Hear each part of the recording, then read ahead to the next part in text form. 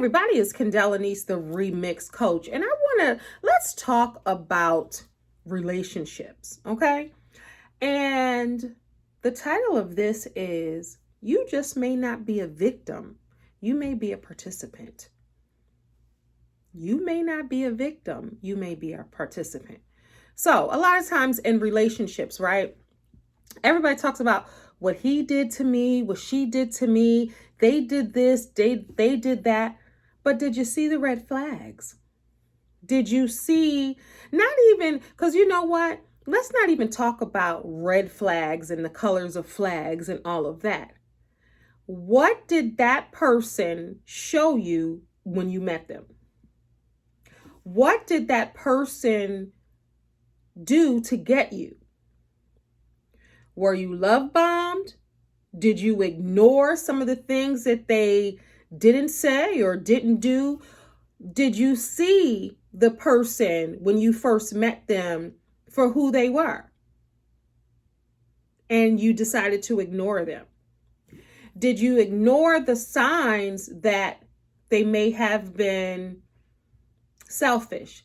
They may have been unhealthy or toxic, or they didn't always share the truth or tell the truth. They left big gaps open for you to wonder or speculate. Were they vulnerable? Were they honest? Were they sincere? You know, did you have conversations? Was the communication there? Did you have sex? Was the sex there? Think about the different things as you're entering a relationship or the things that happen in the course of a relationship. And ask yourself, did you know? Did I know? Or was I a participant? Because a lot of times when a relationship ends or a relationship goes south or sour, people want to say that they're a victim of this person or that person, when in actuality, you may have been a participant. For whatever reason, you may not have wanted to leave, you wanted to stay. You may not have wanted to address certain issues that you've seen. You tended to ignore them. Now, when we're talking about dating and relationships, now, if you want to throw marriage in there, marriage may be a little different, but the dating of that is still the same. Recognizing people for who they are is the same. But a lot of people tend to ignore certain things and certain behaviors and certain personality traits. Now, if someone was extremely secretive, let's just say, in a relationship, right? In the beginning of the relationship, and you tend to ignore, well, they just have trust issues, or did you make excuses, or, you know, they're just that way. But as time goes on, they're open up. But if they haven't opened up and you see it's secretive, then it's going to continue to be that way because that's the pattern that was set. You didn't require anything different. You didn't require honesty because you assume that everybody's going to be honest. But unfortunately, everybody is not honest. Everybody is not affectionate. Everybody is not loyal. Everybody is not what you may have thought or you may have experienced. Everyone is different. It doesn't make the people bad people because people are a product of their past. People are a product, whether you guys like it or not, of their former relationships, because those are what shapes you and builds you sometimes when you go into the next relationship. So you have to really look at a whole person and go with your gut feelings, even in the beginning. And you know how oftentimes people say, well, they got to do what they did to get you to keep you. But if they didn't do anything to get you and you were just a willing participant, then when they are not doing things that you think they should do, you can't get mad because you're not a victim. You are a participant of he or she's foolishness, shenanigans, or void of whatever you wanted. So the next time you run, even if you, let's use this as an example, because I often talk about gaslighting. I also often talk about psychological abuse. I also talk about mommy daddy issues and healing and different things like that. So let's say if you were dealing with somebody that had never got therapy, never did self-work, never did any of those things. If you didn't ask beforehand, like, hey, have you been working on yourself? What's going on with you? And they said, no, I don't go to no therapy. Therapy's for suckers, or ain't nothing wrong with me. You should have run the other way. Or if you've asked them about their previous relationships and everything was the other person's fault, you should have gone the other way. So when you're dating and you see certain things, you really have to have your antennas up, and you really have to listen to when people talk or when people show you certain things. You can't, and this is even for the younger people and the older people, you cannot just take what people say as face value. You have to be able to do some digging, some investigation, and I don't mean like digging through stuff and, violating somebody's privacy, but you have to do your due diligence. Even if that due diligence is, let me see if these people honor their word. If they said this, then let me see. Let me, get friends with their friends so I can see how they interact with other people, how they respond to other people, because people can show you a representative. And if you decide to just have a shallow relationship and not get deep with certain things, then you're asking for that. And some people will say, oh, well, maybe in 5 years I'll share these things, or maybe in 10 years. People have been in relationships. Think about some of those shows and be like, I didn't know who I was married to, or, those shows, I had no idea. I was watching a show one time, and this couple was married for like 30 something years. And she had no idea that he was on the run. He had gotten caught, and she was floored, because people will show you what they want you to see, and people will hide from you what they don't want you to see. And it's important to really go into any dating or relationship or marriage with your eyes wide open and ask certain questions, because if you don't ask certain questions, or if you don't challenge certain things, right, then you get what you get. And if you don't know the people that you're dating, or if you're with somebody 2 years, 5 years, 10 years, and you haven't asked certain things, or everything that they say, their actions don't show that, then you're not a victim of that man or woman. You are an active participant in that shenanigans and foolishness, or whatever it is. So the next time you say, oh, well, I'm a victim, I was victimized because I didn't know this, or I didn't know that, or I was treated this way or that way, you might have been a participant, because the minute that you saw certain things, you should have booked out of there. You should have maybe blocked, deleted, broke up with, not called. And you should really have, how should I say this? You should have done your homework, or you should have, when people show you who they are, you should have believed them. And a lot of people will tell you everything that you need to know in the first, second, third conversation. Now, if you have a conversation, most people, when they start dating, they talk about, oh yeah, I was in this relationship before, and this happened, and that person did this, and that person did that, and that person, they've taken no ownership of nothing. So that is a sign right there. If a person was in a relationship and they were an angel, they did nothing, then that should have you question, like, what are they hiding? Or what didn't they see? Or what didn't, or if someone says, or if you meet somebody and knows this person and they say all negative things, you should take that into consideration. Well, let me see. Now, you shouldn't take somebody's full opinion of someone. For me, I like to get to know people, right? And to see if someone, even if it's friends and they say, oh, this person is this way, this person is that way, I don't just go with that. I want to see someone for who they are themselves. That's only fair, right? But if people start showing you certain things that people already told you about and warn you, that should have your antennas up, right? And most people go into relationships or dating full trust mode. I trust you. You know what I mean? I'll give it to you. Some people will say, I trust someone until they show me that they're untrustworthy. And some people have it right. Like, I'm not trusting. I don't know these people. I'm not trusting right away. Some people go in giving everything, and some people fall back. Now, it has to be a mutual exchange.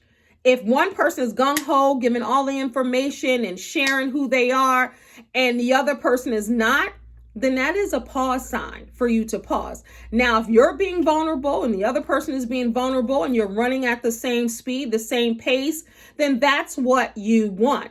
So you can't go later down the line, well, this person, she doesn't tell me, she's secretive. She don't tell me this. She don't tell me that. He doesn't do this. He doesn't do that. Well, revert back to when you first got together. Were they that way? Because most of the time people are not changing. Now, do people make mistakes? Do people fall short? Do people go through certain periods in time where they might be different, of like if they were, someone did them wrong, so it was hard to trust, or someone did this and they were that, or there are reasons for people responding certain ways, but you have to look at personality traits. And all you people out there, you have to really look at people and listen to people and see if their actions and their words line up. Because I often talk about gaslighting and psychological abuse and all of these type of things. But there are signals and signs when people are manipulative. Now, if you choose to ignore them 27 times, then you're not a victim. You're a participant. And I think I can even say for myself, I have definitely been a participant. I would never look at myself as a victim of anything in that nature, because some people are victims out there. There are victims that, and we already know people have trauma, right? So people are victims in cases. And I'm speaking about now in relationships or in the dating arena. And I'm talking about surface things, right?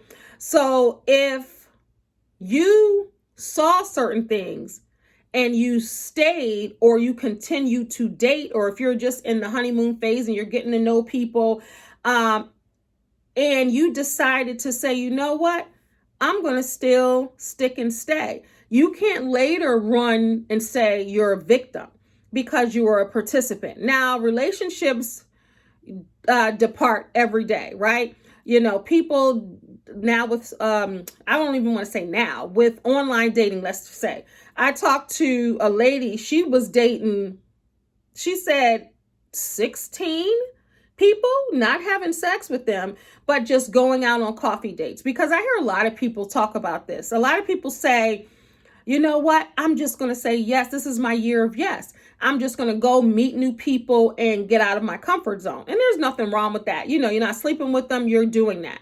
But I think that's a good time to really filter out what you want, filter out what you don't want, and also figure out you.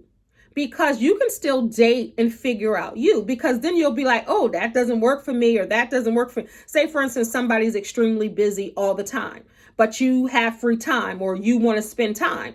If a person is busy 22 hours of the day and you're like the person that likes to spend time, do things and do that, then why would you make yourself a victim of that? You're not a victim. You're a participant of that. If someone tells you, hey, listen, I only got 2 hours a week to spend time with you, and the other hours I am working and I'm booked and busy. Now, if you say, you know what, even though you know in your heart, you know in your mind that I'm going to want to spend time with him or her 4 times a week, I'm going to want to spend time as much as I can, why would you actively go into a situation as a participant? So then when he or she don't spend time with you, then now you victimize.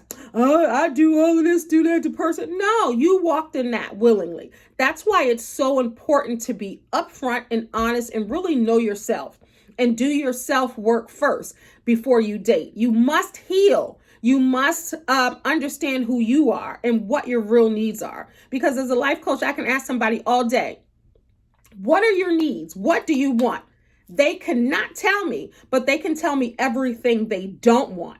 And that's the issue. You have to really become one with yourself and in tune with yourself and know what you really want in a relationship, right? Relationships come and go every day. Some are solid, some are wishy-washy because the people involved are wishy-washy. Sometimes they don't know what they want or need until they see what they don't want, or they thought they didn't want, and then they look back and be like, that's what I wanted, but I wasn't ready. I wasn't healed. I wasn't prepared. I didn't know. So that's why it's really important to take time to really understand yourself and know yourself and heal yourself before you walk into any situation. Because if you go into a dating situation unhealed, then you're going to get somebody else unhealed.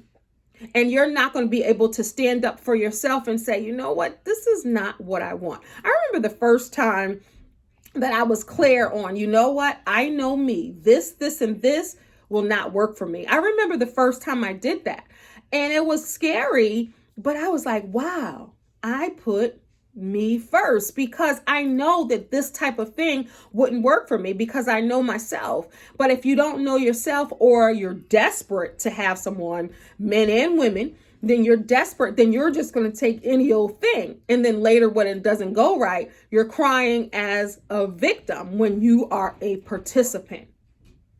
And like I said, there are victims to certain things. When you have traumas and issues and certain things, some people are a victim.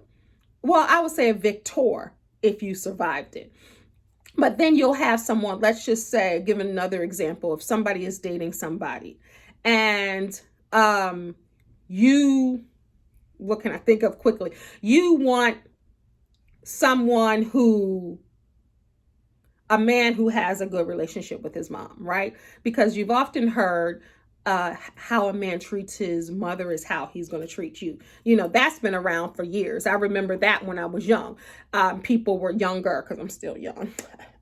But I remember that. So if you know that this person has not seen their mother, man or woman, because whatever, we can flip it because it can go either gender. But if you know that they don't have a good relationship with their mom. So ladies, I'll speak to you and I'll speak to the men in a moment. But ladies, if you know that this man doesn't have a good relationship with his mom, and that was something that you yearned for, that is something that you wanted, or you saw him treat his mom raggedy or any kind of way, and you were like, you know what? I'm going to be different. He's going to treat me different, or maybe it was just this. No, you have to look at patterns. So if a man doesn't respect his own mother, then how is he going to respect you? Because this is the person that gave birth to him. So if he's not treating her a certain way, then it may be an issue where something's happened to them and there's a breakdown in their relationship. And then you're going to want to know why. And then you ask those questions. So that's why it's important to see what everyone's history is, because if you know these things, then you can make an honest decision, and no one is gaslighting you to think one thing, right? You can actually make an uninformed decision. Like, here's all the information. Do I say yes or do I say no? Do I go or do I pull back? And even with women, the same thing, men. If you don't have if someone says, oh, I have an amazing relationship with my mom or dad, and then you see that they don't, like if they straight up say, you know what, my relationship with my mom and dad is complicated, this is the deal, then you know what's up. Then you might have that in common. And they say, oh, well, that's the case too. They're not painting a picture that is not. And that's what a lot of people do, because they don't want to be judged. They want to feel valued. They don't want to seem like something is wrong with them. So they'll try to paint this picture that, oh yeah, I'm tight with my kids. I'm tight with, my ex. I'm tight with this person. I'm tight with my mom. And then you start seeing differently. So, but if somebody up front is saying, you know what, I'm working on a relationship with my mom or my dad or my baby mama or my son's father or whoever, I'm working on that. And, it's not easy or not, whatever they say, then you know exactly up front what you're dealing with. And you'll be able to say, you know what, I feel that. because that person wants to be better or do better, and that person's relationship is not. So maybe my influence can kind of help, or maybe they can bridge that gap if they want to. Then you're making a willing decision to be there. So you're not really in there with false pretenses. Now, if they say something different and you have never seen them with their parent, you have never seen them with their kids, you've never seen them interact with this, then you went by their word, then sometimes that's where the problem lies. So then it's like you're a participant, not a victim, because it's like, okay, did you do your homework? Did you see them talk to their mom or dad? Did you see them do this? Did you have this? Da, da, da, da? And then you can be like, no, I didn't. So then you have to take one on the chin and drop, because you dropped the ball. So I don't know how long this message is, but I know someone needs to hear this. I had this conversation with and certain things just come to me. And I was like, I was watching something and I was like, they're not a victim. They were a participant, either because they didn't ask the questions or they choose to ignore the answers. And that's what makes you a participant and not a victim. So I want everyone to be a participant in a healthy, whole way. No one out there should be in a relationship that is unhealed and unhealthy. If you're going to be in a relationship, if you're starting to date, or you're getting engaged, or you're getting married, make sure you do your self-work first. It's important for you to build yourself up and not have someone else try to build you up. It's important for you to seek therapy, counseling. It's important for you to be strong and happy and healthy for yourself. Then that way, when your mate comes along, both of you are in that same boat. Men, you don't want to date a woman who has not done her work or who is not actively doing her work. And ladies, you don't want to have a man who's like, I ain't doing no therapy, no counseling, no coach. You want somebody to be better, because that's when you can come together and give each other everything that you need and they need. And now, of course, everything. You ain't going to give them everything, but you'll be able to give them a healthy version of you. And that's what makes a lasting relationship. And if you're dating out there, right, make sure you get what you need, and you're able to, and that person gets what they need, and you're coming together to have certain needs filled. And when I say needs, I use that lightly. Like I said, if you want to spend time all day talking on the phone, but you work with somebody who maybe talks on the phone for a living, you know you ain't going to get to talk on the phone. Or if you are, say for instance, somebody is a bus driver, you ain't going to get them texting you 26 times a day if that's what you want, because they're driving the bus. So you got to really go in with realistic expectations and really have those conversations. Because if you want to talk on the phone or text all the time, then you need somebody who has the phone glued to their ear all the time, and they have easy access to that. Y'all get what I'm saying? All right, this is Kendell Lenice, the Remix Coach. Remember, you are a star, so don't allow anyone to dim your shine. Until next time, God bless. Peace.